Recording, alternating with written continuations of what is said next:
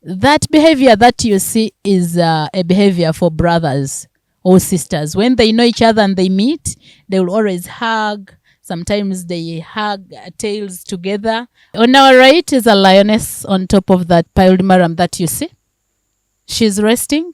Of course, she has just woken up, and that is a way to blend as she's trying to identify the prey around. Hello, ladies and gentlemen. You're welcome to Murchsion Falls National Park.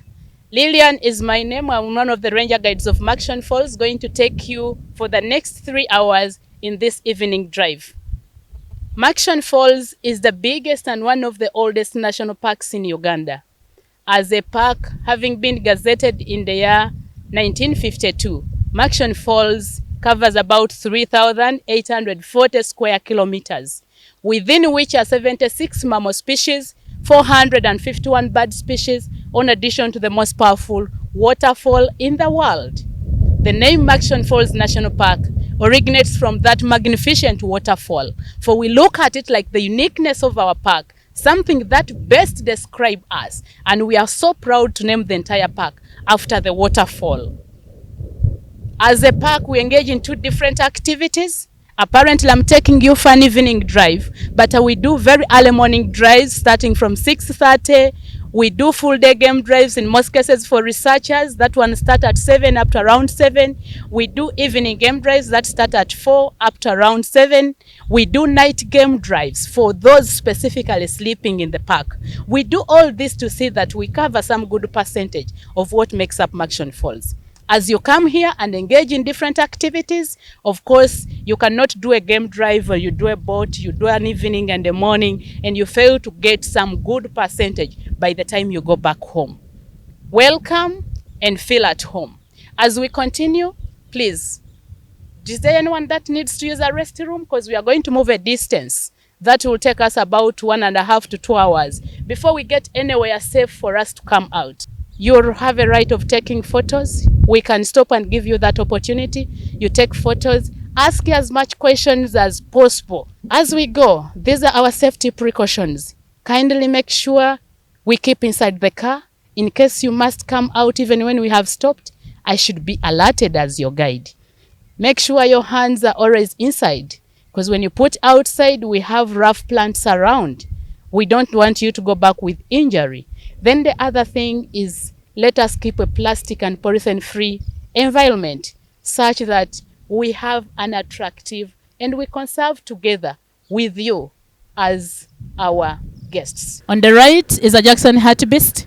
Under the antelope family, there are others slightly far away. There is a female there with her young one. So that is under the antelope family, and the antelope is a wide family with different subspecies. These differ in size, color, or sometimes the shape of their horns. Critically look at it. Long body, long face. Look at the shape of the horns. Their horns come and curve backward. Now, this one that is close to us is a male one. They have thick and stouter horns. Look at it. Besides looking at the organs, but you can also look at the genitals if you're close, just like we are. The female is the other side. The female has slender horns. Otherwise, males have thick and stouter horns. They have that long face and a longer body. Different size, color, or shape of the horns. You may find now that oribi was as brown as the Jackson hartebeest, but this is small, but they also have a black spot below the ear. When we get one, we shall stop and you see that, because in most cases when people look at them, they mistake them to be young ones of cobs, yet they are not. So Murchsion Falls is endowed with different ecosystems. When you enter from the southern gate, that is the one that comes from Masindi, that is Kichumbanyobo, you come through Budongo Forest. So that is a forest ecosystem. From the forest ecosystem around the escarpment towards the river is savanna woodland. We are bisected into 2 by River Nile. And now here we are on the northern side, which is mainly composed of savanna grassland and a few areas of woodland. Most of our animals prefer the northern side because this is a savanna grassland. And most of them being grazers, they look at where they can have their food, which is grass. So that is one of the factors they consider. Besides that, they look at safety. Them being in an area which is open, they can easily check around and see in case of any predator such that they get a way to escape. Then lastly, they also look at closeness to a drinking point. We have a permanent water source, which is River Nile. So even when it is dry, they have access to the river to drink. So this is why they prefer so much on the northern, and our game drives are much concentrated on the northern side compared to the southern. To the right is a herd of buffaloes. A group of buffaloes is called a herd. And in such a herd, they have a dominant system where they have a dominant male as a leader and the commander of the group. And to be the commander of the group, you must be strong enough that when you take a command, everyone respects and responds accordingly. Otherwise, one fact about life is the older we get, the weaker we become. Just like humans, even in those buffaloes, that also happens. So that means the more you enjoy privileges of being a dominant, at one point you're becoming a loser because you're aging and weakening. Juveniles keep looking and monitoring. Remember, they admire those privileges. The dominant male is one to mate with the females around openly. The dominant male is one to command the group and lead it wherever it will be having food in a day. So these juveniles are admiring. So one time, if one juvenile feels is stronger, then they will be subjected into a fight. And in that fight, whoever wins takes up the lead, as long as he has support of mainly the females. And this happens how? This dominant male, because there are very many females, especially now in Murchsion Falls, our herds range between 300 to 500 individuals. Kidepo has more members. That one goes to 1,000 to 2,000 or even more sometimes. So what happens is this male may not be able to mate with those females all. So she will choose who is favorite and then ignore some of them. So these juveniles behind there keep, of course, mating with some through hiding. So as they do that, they are gaining popularity with the females. So by the time this shows up, he has already gained some support. So that fight, if he wins, then he will take over. Now, the funny thing, if one takes over, then they will kick out the former dominant who has lost. Because he wants to assume now full powers of full control of the group. So when he's kicked out, he will go, and of course he has sustained injuries. So what saves them is when they reach outside there, they make up what we call bachelor herds. When he meets fellow losers, then he will join that group and make up a bachelor herd. On our right is a lioness on top of that piled maram that you see. She's resting. Of course, she has just woken up, and that is a way to blend as she's trying to identify the prey around. It is waking up time. They sleep during the day. Remember, lions are nocturnals. So they are active in the night, and during the day is the time that they rest. Then in the night is when they get up to hunt. So she's pretending around to be like she's still sleeping, but in the process, she's trying to scan who is the nearest. Among those that I may be seeing, who is limping, who is easy, who is very old. So they tend to identify their prey first before they try an attack. It's not a matter of going to attack because anything is coming. They will also first gauge, when we try this, won't we go wrong? So they will always hunt after they have planned.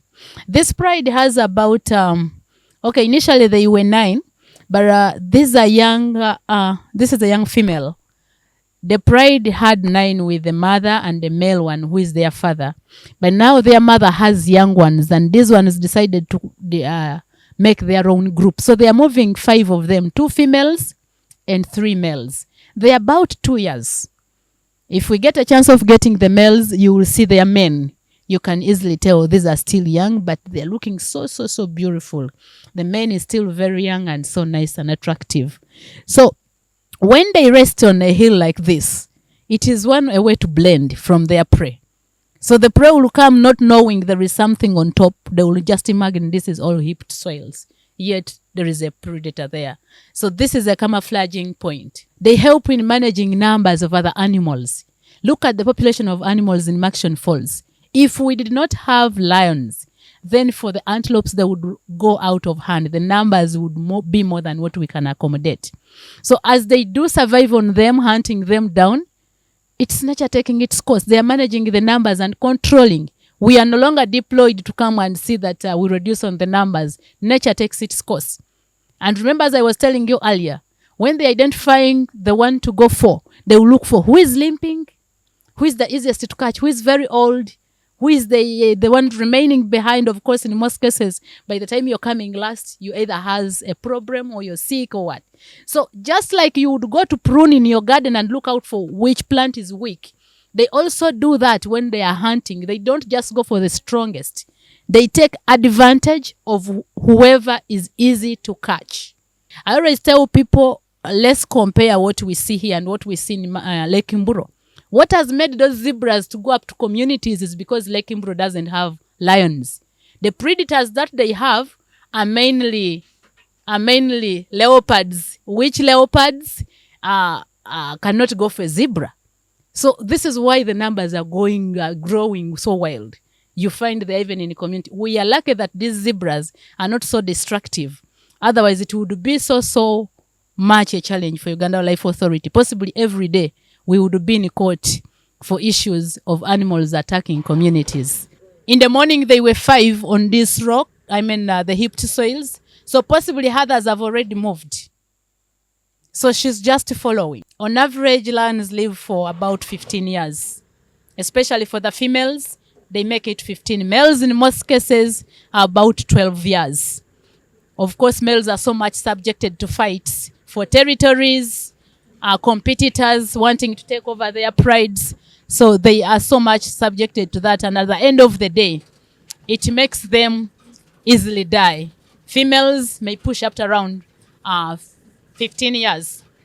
Gestation is the shortest, one of the shortest, 3.5 months. And what does 3.5 months means?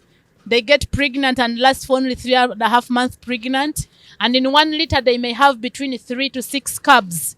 In front of us are those 2 male lions. A male is what we call a lion and a female is a lioness. One has been marking territory. We saw that as he was trying to urinate on the bush that it was next to.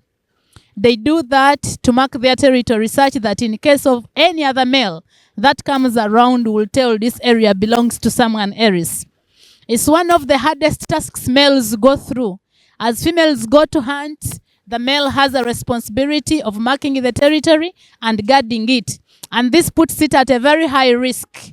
Because one thing that we should remember is when young males come up, they are looking at which prides they can easily take over. So in that, these males are so much subjected to fights.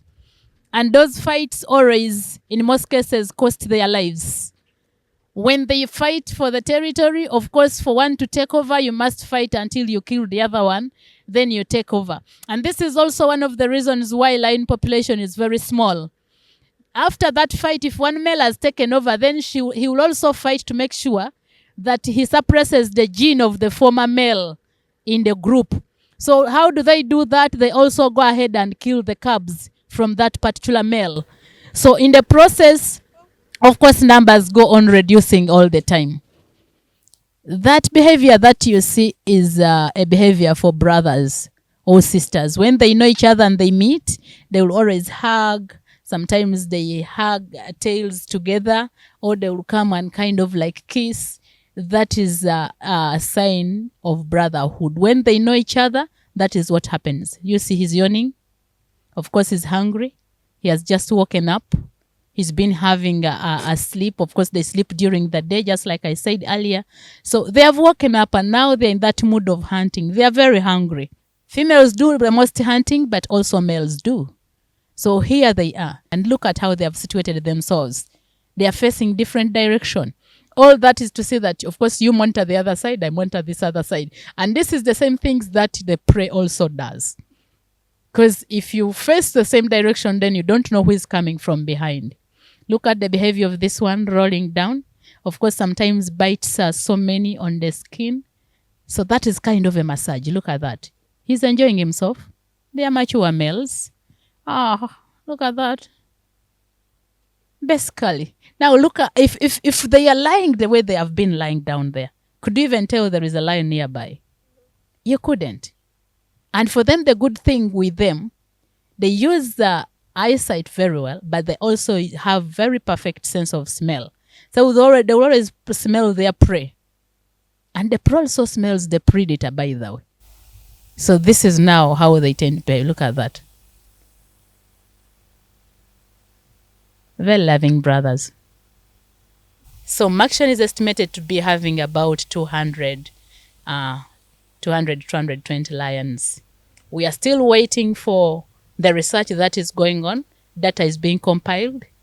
We believe we shall have concrete data that will be documented.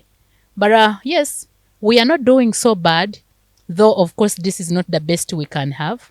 But we are lucky, at least we have that number. And in Uganda, Murchsion seem to be having the biggest number of lions compared to other national parks. When you look at the prey that we've seen, of course this contributes so much. When these animals have enough food, they will not roam outside into communities to be killed. So this is another very good factor that is contributing towards their numbers. They have enough food within the park.